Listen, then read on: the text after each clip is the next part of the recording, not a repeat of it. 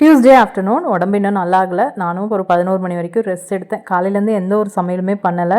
ஏன்னா ஜெயிஸ்தாவை கேன்டீனில் வாங்கிக்க சொல்லிட்டேன். அவங்களுக்கு சாப்பாடு கிடையாது. தர்ணிக்காவுக்கு இன்றைக்கி லீவ் போட வச்சாச்சு. ஏன்னா அவளுக்கும் கொஞ்சம் டல்லாக இருந்தால் 11 மணி வரைக்கும் உடம்பு பார்த்திங்கன்னா அவ்வளோ ஒரு வலி. அதுவும் விரலெல்லாம் சுத்தமாக என்னால் அசைக்கவே முடியல. அப்படி ஒரு வலி இருந்துச்சு. ஃபீவர் ஆனால் சுத்தமாக கிடையாது.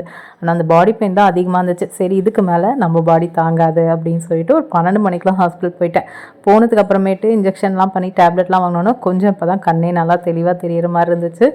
சாப்பிட்டுட்டு எதாக இருந்தாலும் பண்ணிக்கலான்னு சொல்லிட்டு இருந்தேன். ஆனால் சிங்கில் இருக்க பாத்திரத்தை பார்க்க ரொம்ப பயமாக இருந்துச்சு. சரி ரச சாப்பாட்டுக்கு அந்த தாளித்து விட்டுட்டு அப்படியே போட்டு வச்சுட்டு இருந்தா விளக்காகாதுன்னு சொல்லிட்டு விளக்க ஆரம்பித்தேன்.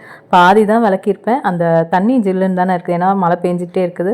ஸோ விளக்க உடம்பெல்லாம் திருப்பியும் ஒரு மாதிரி ஃபீவரிஷ் ஆகிற மாதிரி இருந்துச்சு. சரி இது நம்மளை திருப்பியும் படுக்க வச்சிரும் அப்படின்னு சொல்லிட்டு அப்படியே வச்சுட்டு சாப்பிட்டு ரெஸ்ட் எடுத்துகிட்டு எதாக இருந்தாலும் பார்க்கலான்னு சொல்லி வச்சேன்.